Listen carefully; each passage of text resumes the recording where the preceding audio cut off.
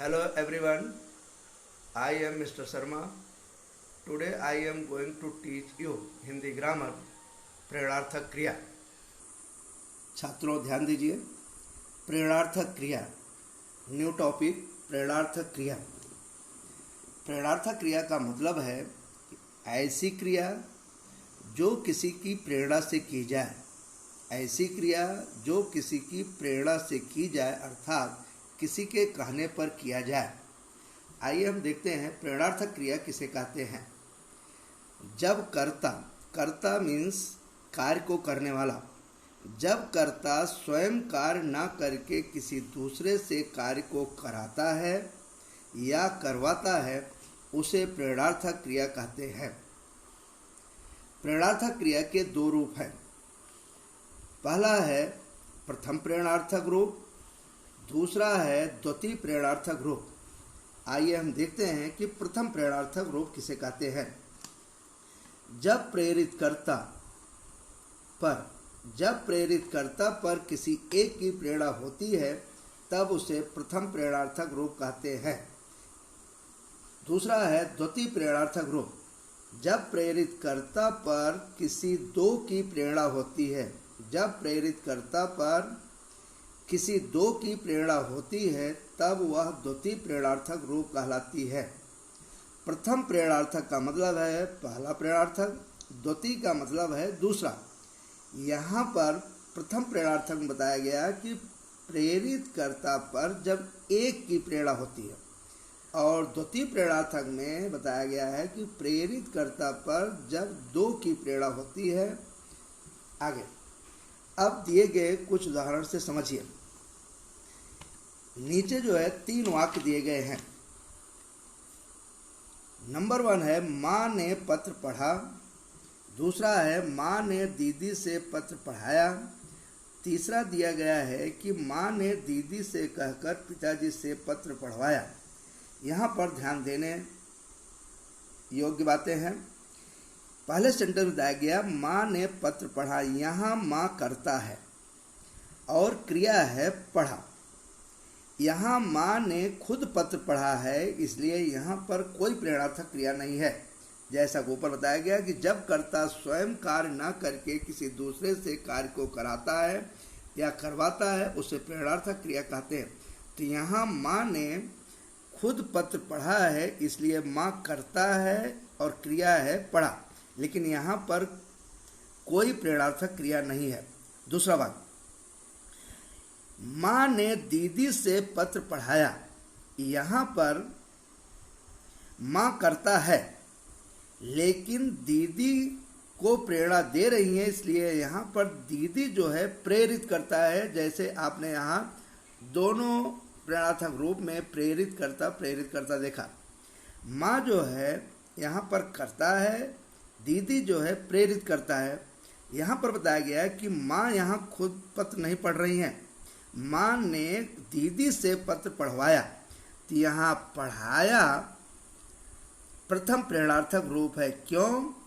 क्योंकि माँ खुद पत्र न पढ़ करके बल्कि दीदी से पढ़वा रही हैं, इसलिए दीदी के ऊपर माँ की प्रेरणा है।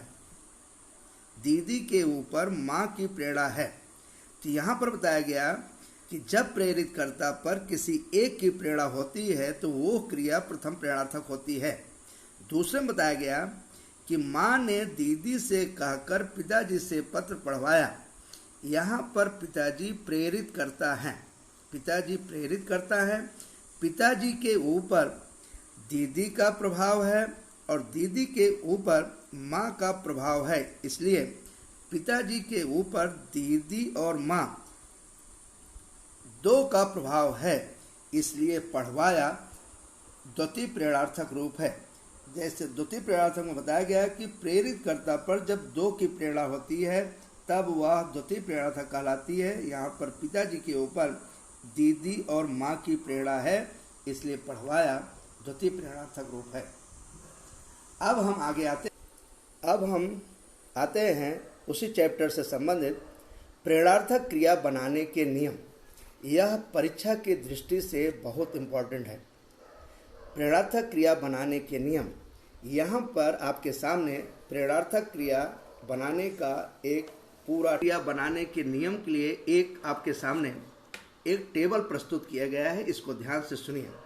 यहाँ पर आपको बताया गया है कि एक टेबल है स्वर, दूसरा है क्रिया, तीसरा है प्रथम प्रेरणार्थक रूप, चौथा है द्वितीय प्रेरणार्थक रूप। यहाँ पर बताया गया कि सबसे पहले हम देखेंगे जो कि आप पिछली कक्षाओं में स्वर को आप पढ़ चुके हों, जिसमें आ, ई, उ, ए, ऐ, ओ, आओ, ये स्वर आप पिछली कक्षाओं में पढ़ चुके हैं, जिसमें आप आ की कोई मात्रा नहीं होती।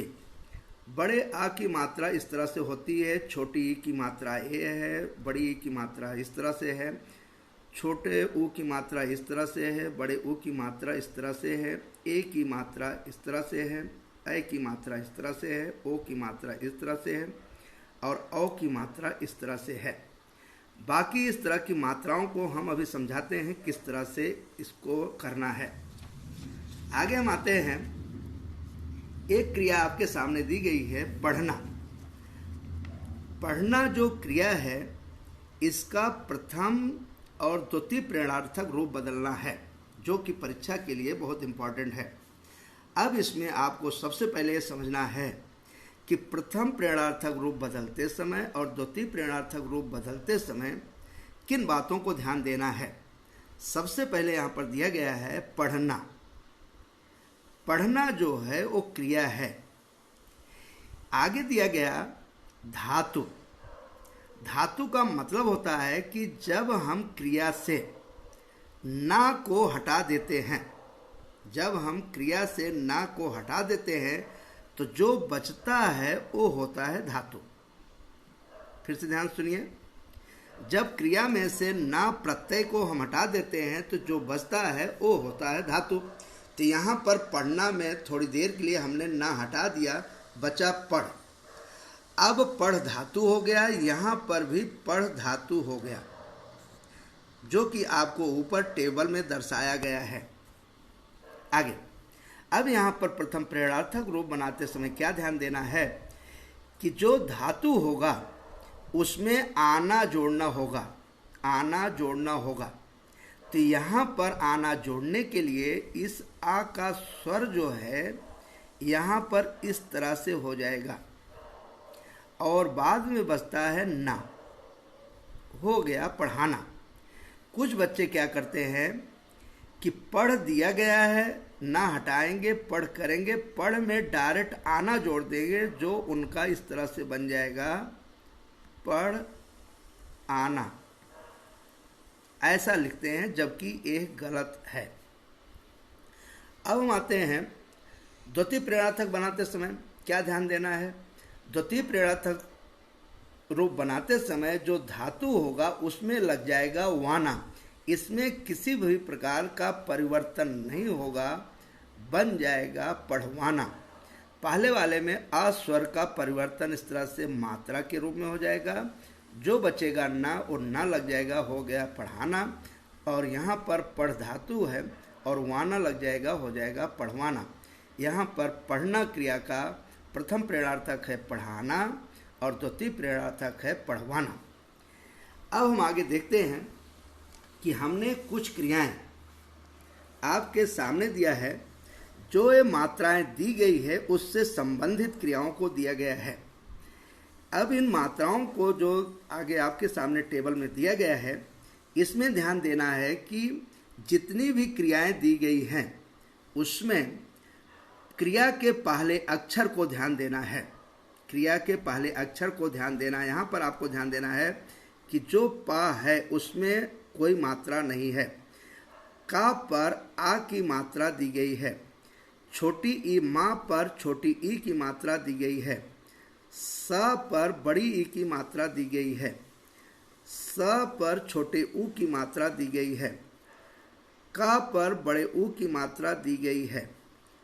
द पर ए की मात्रा दी गई है और ब पर ऐ की मात्रा दी गई है। ब पर ओ की मात्रा दी गई है और द पर औ की मात्रा दी गई है। यहाँ पर आपको ध्यान देने की बात यह है कि जब हम प्रेरणार्थक क्रिया बदलते हैं तो क्रिया को धातु के रूप में बदलने के बाद आना और वाना सब में लग जाता है, लेकिन क्रिया के प्रथम अक्षर में किस तरह का बदलाव होगा इसको ध्यान से देखिए। क्रिया के पहले अक्षर में किस तरह से प्रेरणार्थक रूप बदलते समय किस तरह से परिवर्तन होगा, इन बातों को ध्यान देना है। जैसे यहाँ पर बताया गया है, यदि क्रिया के पहले अक्षर में कोई मात्रा नहीं होगी तो प्रथम व द्वितीय में भी पहले अक्षर में कोई मात्रा नहीं होगी। दूसरा, यदि क्रिया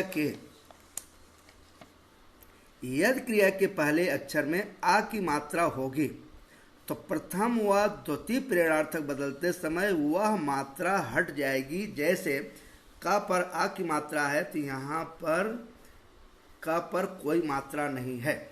कुछ बच्चे काटना क्रिया को बदलते समय मात्रा को हटाते नहीं बल्कि लिखते समय का पर आ की मात्रा लिखते हैं और का पर आ की मात्रा लिखते हैं और आना और वाना लगाते हैं, जबकि उसका प्रोनाउंसिएशन उच्चारण होगा काटना, काट आना, काटवाना, जबकि वह गलत है। यहाँ पर बताया गया है, यदि क्रिया के पहले अक्षर पे आ की मात्रा होगी तो प्रथम व द्वितीय में वह मात्रा हट जाएगी, जो कि आपको सामने दिखाई दे रहा है। तीसरा, यदि क्रिया के पहले अक्षर में छोटी ई की मात्रा होगी तो प्रथम व द्वितीय प्रेरणार्थक में वो छोटी की छोटी ही मात्रा रहेगी, जैसा आपको दिखाया गया है। यदि क्रिया के पहले अक्षर में बड़ी ई की मात्रा होगी तो प्रथम व द्वितीय में वह बड़ी ई की मात्रा छोटी मात्रा के रूप में बदल जाएगी, जैसे आपको दिया गया सीखना, सिखाना, सिखवाना। ओके, नेक्स्ट, यदि क्रिया के पहले अक्षर में छोटे ऊ की मात्रा होगी तो प्रथम व द्वितीय में छोटे ऊ की ही मात्रा रहेगी और प्रथम व द्वितीय प्रेरणार्थक में आना और वाना लग जाएगा। नेक्स्ट, यदि क्रिया के पहले अक्षर में बड़े ओ की मात्रा होगी, यदि क्रिया के पहले अक्षर में ऊ की मात्रा होगी तो प्रथम व द्वितीय में बदलते समय वो छोटे ऊ की मात्रा हो जाएगी।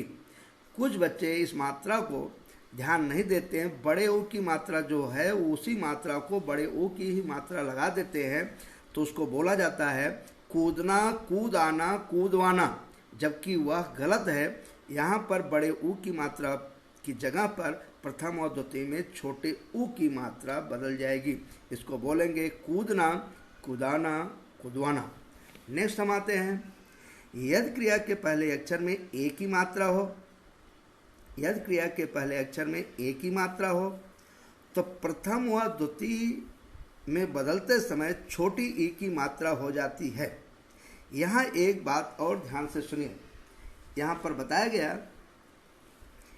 कि जो प्रेरणार्थक क्रिया बदलते समय जब हम ना प्रत्यय को हटाते हैं तो जो बचता है उसे हम कहते हैं धातु, लेकिन धातु एक अक्षर का नहीं होता। तो यहाँ पर ना जब हटाएंगे तो बचेगा द,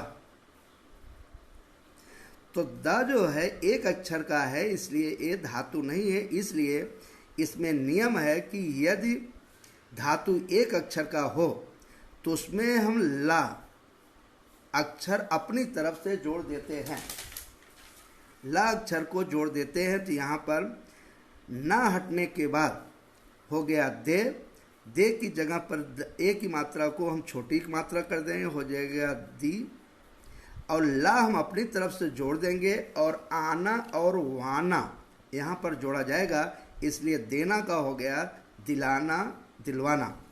नेक्स्ट आपका है ए की मात्रा का, बा पर आई की मात्रा जो यहाँ पर दर्शाया गया है। यहाँ पर बताया गया कि यदि आई की मात्रा किसी क्रिया के प्रथम अक्षर में होगी तो प्रथम व द्वितीय में आई की मात्रा होगी अथवा छोटी की मात्रा होगी। जैसे यहाँ पर बैठना का है बैठना, बैठाना, बैठवाना, और छोटी की मात्रा के रूप में होगा बैठना का बिठाना, Bithwana.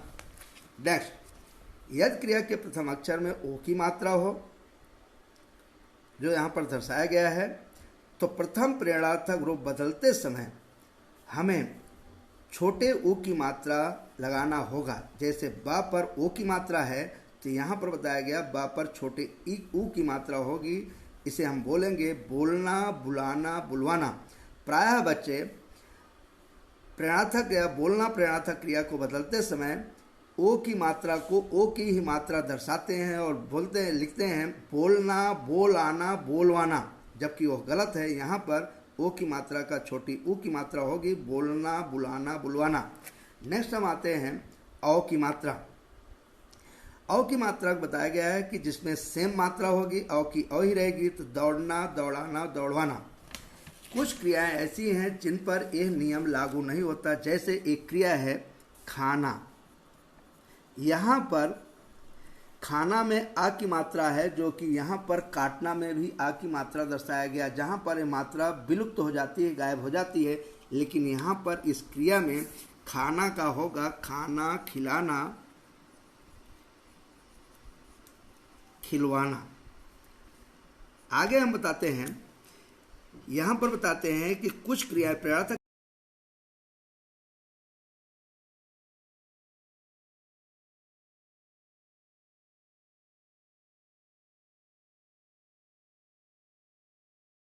Students, I am Mr. Sharma. Today I am going to teach Hindi grammar सहायक क्रिया। हाँ, अब जरा आप ध्यान से सुनिए कि अभी नया टॉपिक है सहायक क्रिया। जैसा कि इस टॉपिक के शब्दों से मालूम पड़ता है कि ऐसी क्रिया जो मुख्य क्रिया को सहायता प्रदान करती हो। सहायक क्रिया का मतलब जो किसी क्रिया को सहायता देती हो, जो किसी क्रिया के लिए सहायक हो। आइए हम देखते हैं सहायक क्रिया किसे कहते हैं। जो क्रिया मुख्य क्रिया को अर्थ देने में सहायता प्रदान करती है उसे सहायक क्रिया कहते हैं। जो क्रिया मुख्य क्रिया को अर्थ देने में सहायता प्रदान करती है उसे सहायक क्रिया कहते हैं। जैसे टैक्सी सड़क पर तेजी से दौड़ पड़ी। टैक्सी सड़क पर तेजी से दौड़ पड़ी। यहाँ पर बताया गया है कि उपरोक्त वाक्य में दौड़ पड़ी ये संयुक्त क्रिया है। दौड़ पड़ी संयुक्त क्रिया है। इन क्रियाओं में दौड़ना मुख्य क्रिया है और पड़ी जिसका मूल रूप है पढ़ना वो सहायक क्रिया है। फिर से जरा ध्यान दीजिए, टैक्सी सड़क पर तेजी से दौड़ पड़ी। इस वाक्य में दौड़ पड़ी संयुक्त क्रिया है। यहाँ पर दो क्रियाएं हैं, मुख्य क्रिया और सहायक क्रिया। तो यहाँ पर दौड़ना मुख्य क्रिया है, जबकि पढ़ी जिसका मूल रूप है पढ़ना सहायक क्रिया है। अब इस वाक्य में वाक्य को पहचानने के लिए हम कुछ नियम बताते हैं। सहायक क्रिया की पहचान। सहायक क्रिया की पहचान जानने के लिए 3 पॉइंट बताए गए हैं। Number 1, number 2, number 3। सबसे पहले हम नंबर 1 पर ध्यान देंगे। सहायक क्रिया हमेशा वाक्य के अंत में आती है। सहायक क्रिया हमेशा वाक्य के अंत में आती है। दूसरा पॉइंट है सहायक क्रिया मुख्य क्रिया के बाद आती है। सहायक क्रिया हमेशा वाक्य के अंत में आती है। सहायक क्रिया मुख्य क्रिया के बाद आती है। अब उदाहरण द्वारा समझेंगे। जैसे बच्चा रात भर रोता रहा। यहाँ पर रहा वाक्य के अंत में है। पहला नियम बता रहा है रहा जो है वो सहायक क्रिया है। इसमें रहा सहायक क्रिया है, इसका मूल रूप है रहना। परीक्षा में मुख्य सहायक क्रिया के साथ उसका मूल रूप ब्रैकेट में लिखना जरूरी होता है। दूसरा वाक्य है मैं अपने मित्र की मदद न कर सका। यहाँ पर सका वाक्य के अंत में है, इसलिए यहाँ पर सका जिसका मूल रूप है सकना ये सहायक क्रिया है। तीसरा वाक्य है लड़का चुपचाप चला गया। इस वाक्य में गया वाक्य के अंत में है, इसलिए गया सहायक क्रिया है, इसका मूल रूप है जाना। तीसरा पॉइंट है कभी कभी एक वाक्य में एक से अधिक सहायक क्रियाएं आती हैं। कभी कभी एक वाक्य में एक से अधिक सहायक क्रियाएं आती हैं। जैसे पलाश की लकड़ी से फर्नीचर बनाए जाते हैं। यहाँ पर बनाए ये मुख्य क्रिया है, लेकिन यहाँ पर सहायक क्रिया जाते हैं। सहायक क्रिया है जाते हैं। यहाँ पर दो सहायक क्रियाएं आई हैं। यहाँ पर बताया गया है कि जाते हैं सहायक क्रिया हो गया। इस जाते का जो मूल रूप है वो है जाना, और है जो सहायक क्रिया है उसका है होना। तो हम जो है जब दो सहायक क्रिया होती हैं तो उसमें इस तरह से ब्रैकेट में हम लिखते हैं जो उदाहरण में दिखाया गया है। Thank you. Hello everyone, I am mister Sharma. Today I am going to teach Hindi grammar शब्द भेद। शब्द भेद जानने से पहले हमें थोड़ा सा शब्द के बारे में जानना चाहिए कि शब्द किसे कहते हैं। हिंदी में वर्णमाला के दो पार्ट हैं, स्वर और व्यंजन। यहाँ पर बताया गया है कि स्वर और व्यंजन के मेल को शब्द कहते हैं। अब हम आते हैं शब्द भेद पर। शब्द भेद के दो प्रकार हैं, एक है विकारी, दूसरा है अविकारी।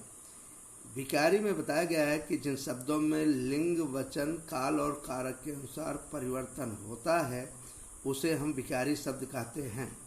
अविकारी शब्द या अव्यय, जिन शब्दों में लिंग, वचन, काल और कारक के अनुसार कोई परिवर्तन नहीं होता उसे अविकारी या अव्यय शब्द कहते हैं। अब सबसे पहले हम विकारी शब्दों के बारे में चर्चा करेंगे। विकारी शब्द के चार भेद हैं। पहला है संज्ञा, जिसको हम नाउन कहते हैं। दूसरा है सर्वनाम प्रोनाउन। तीसरा है विशेषण एडजेक्टिव। चौथा है क्रिया वर्ब। अब हम संज्ञा के बारे में बात करेंगे। संज्ञा के बारे में सबसे पहले संज्ञा के बारे में जानकारी प्राप्त करेंगे। जो शब्द किसी व्यक्ति, स्थान तथा प्राणी के नाम को बोध कराते हैं उसे हम संज्ञा कहते हैं। संज्ञा के 5 भेद बताए गए हैं: व्यक्तिवाचक संज्ञा, जातिवाचक संज्ञा, भाववाचक संज्ञा, द्रव्यवाचक संज्ञा, समूहवाचक। अब हम सबसे पहले व्यक्तिवाचक और जातिवाचक संज्ञा के बारे में बात करेंगे। व्यक्तिवाचक, जिसको आप जानते हो प्रॉपर नाउन, और जातिवाचक संज्ञा को कहते हैं कॉमन नाउन। व्यक्तिवाचक संज्ञा के बारे में बताया गया है कि जो किसी व्यक्ति विशेष या प्राणी या वस्तु का नाम बताते हैं उसे हम व्यक्तिवाचक संज्ञा कहते हैं। जैसे मोहन, मुंबई, कलकत्ता, ताजमहल आदि। जातिवाचक संज्ञा के बारे में बताया गया कि जिस संज्ञा में उस किसी व्यक्ति, किसी वस्तु, स्थान की पूरी जात का बोध कराया जाता है उसे हम जातिवाचक संज्ञा कहते हैं। जैसे लड़का, पुस्तक आदि। भाववाचक संज्ञा तीसरा। भाववाचक संज्ञा के बारे में बताया गया कि भाववाचक संज्ञा में किसी संज्ञा के भाव, गुण या दशा का बोध कराते हैं। जैसे सत्य, अहिंसा, बुढ़ापा और अच्छाई। द्रव्यवाचक संज्ञा, इस संज्ञा के बारे में बताया गया है कि जो शब्द किसी द्रव्य या पदार्थ की सूचना देते हैं उसे हम द्रव्यवाचक संज्ञा कहते हैं। इसे पदार्थवाचक संज्ञा भी कहा जाता है। जैसे दूध, पानी, शक्कर। पांचवा है समूहवाचक संज्ञा। समूहवाचक संज्ञा के बारे में बताया गया है कि जो संज्ञा पूरी समूह या पूरे समुदाय का बोध कराते हैं उसे हम समूहवाचक संज्ञा कहते हैं। जैसे भीड़, लोगों की भीड़, तथा गुच्छा, अंगूर का गुच्छा या चाबी का गुच्छा। नेक्स्ट, अब हम आते हैं सर्वनाम पर। सर्वनाम किसे कहते हैं पहले आप इसको सुनिए। जो शब्द संज्ञा के बदले बोले जाते हैं उसे हम सर्वनाम कहते हैं। जैसे मोहन पुस्तक पढ़ता है, मोहन संज्ञा। अभी दूसरा सेंटेंस है वह पुस्तक पढ़ता है, तो मोहन की जगह पर हमने कह दिया वह। मोहन पुस्तक पढ़ता है, मोहन संज्ञा है। वह पुस्तक पढ़ता है, तो मोहन की जगह पर हमने प्रयोग किया वह, इसलिए वह सर्वनाम है। सर्वनाम के 6 भेद दिए गए हैं। पहला है पुरुषवाचक सर्वनाम, दूसरा है निश्चयवाचक सर्वनाम, तीसरा है अनिश्चयवाचक सर्वनाम, चौथा है निजवाचक सर्वनाम, पांचवा है प्रश्नवाचक सर्वनाम, छठा है संबंधवाचक सर्वनाम। अब हम आते हैं पुरुषवाचक सर्वनाम के बारे में बात करते हैं। पुरुषवाचक सर्वनाम को हम इंग्लिश में पर्सनल प्रोनाउन कहते हैं। जैसा आपको इंग्लिश मीडियम में आपने पढ़ा होगा पर्सनल प्रोनाउन, उसके बारे में बताया गया है कि उसके 3 भेद होते हैं, first person, second person, third person. वैसे ही हिंदी में पुरुषवाचक सर्वनाम के 3 भेद हैं, उत्तम पुरुष, मध्यम पुरुष, अन्य पुरुष। उत्तम पुरुष जो वक्ता बोलने वाला होता है उसके बारे में बात करता है। जो मध्यम पुरुष उसे कहते हैं जिससे बात की जाती है। अन्य पुरुष जिसके बारे में बात की जाती है। उत्तम पुरुष हमेशा अपने लिए मैं और हम का प्रयोग करता है। मध्यम पुरुष के लिए तुम और तू का प्रयोग किया जाता है। अन्य पुरुष के लिए वह आदि का प्रयोग किया जाता है। दूसरा, निश्चयवाचक सर्वनाम। निश्चयवाचक सर्वनाम के बारे में बताया गया है कि जो सर्वनाम किसी निश्चित व्यक्ति या स्थान के बारे में बताया जाता है, जैसे यह हमारा मकान है, यहाँ पर यह निश्चयवाचक सर्वनाम है। दूसरा है, नेक्स्ट है अनिश्चयवाचक सर्वनाम। अनिश्चयवाचक सर्वनाम के बारे में बताया गया है कि जो सर्वनाम किसी वस्तु या स्थान या प्राणी के बारे में अनिश्चय का बोध कराते हैं, जैसे तुम्हें कोई बुला रहा है, यहाँ पर अनिश्चय सर्वनाम है कोई। नेक्स्ट आपका आता है निजवाचक सर्वनाम। जिस सर्वनाम में व्यक्ति अपने खुद के बारे में बताता है या निजता प्रकट करता है उसे हम निजवाचक सर्वनाम कहते हैं। जैसे मैं अपना काम खुद कर लूँगा, यहाँ पर खुद निजवाचक सर्वनाम है। नेक्स्ट आपका आता है प्रश्नवाचक सर्वनाम। प्रश्नवाचक सर्वनाम के बारे में बताया गया है कि जिस सर्वनाम में किसी प्रश्न का बोध होता हो उसे हम प्रश्नवाचक सर्वनाम कहते हैं। जैसे तुम्हारा क्या नाम है। दूसरा है तुम कहाँ रहते हो। यहाँ पर क्या और कहाँ ये प्रश्नवाचक शब्द हैं, इसके अंत में प्रश्नवाचक चिन्ह लगाया जाता है। नेक्स्ट आपका लास्ट है संबंधवाचक सर्वनाम। जो सर्वनाम किसी संज्ञा या सर्वनाम का संबंध वाक्य में आए हुए दूसरे संज्ञा सर्वनाम से कराते हैं उसे संबंधवाचक सर्वनाम कहते हैं। जैसे जैसी करनी, वैसी भरनी। जैसी और वैसी ये दोनों शब्द एक दूसरे का संबंध बोध करा रहे हैं। दूसरा है जो जीतेगा उसे इनाम मिलेगा। यहाँ पर जो और उसे ये दोनों शब्द एक दूसरे के संबंध बता रहे हैं।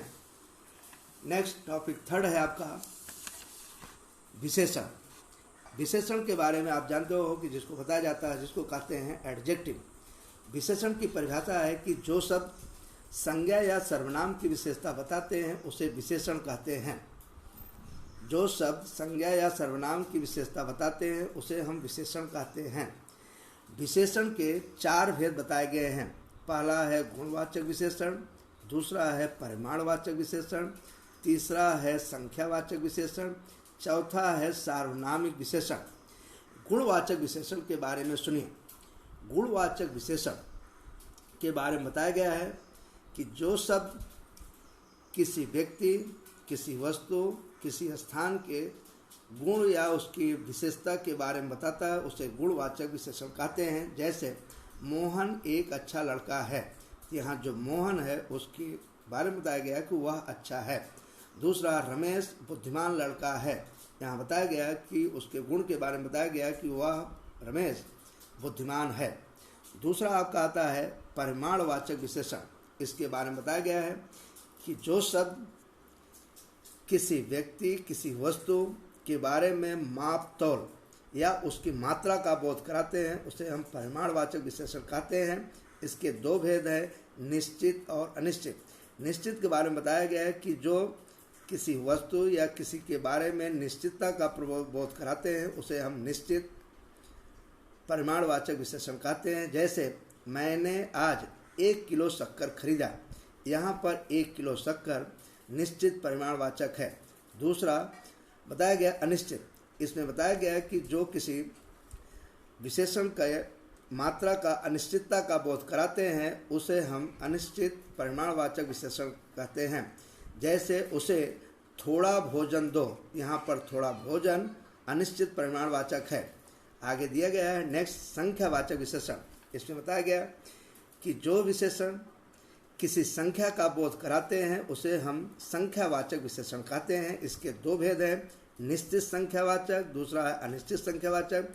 निश्चित संख्यावाचक के बारे में बताया गया है कि जो निश्चित संख्या का बोध कराते हैं उसे हम निश्चित संख्यावाचक, जैसे मेरी कक्षा में 40 विद्यार्थी हैं, यहाँ पर मेरी कक्षा में 40 विद्यार्थी हैं, 40 जो संख्या है विद्यार्थियों की और निश्चितता बोध करा रही है।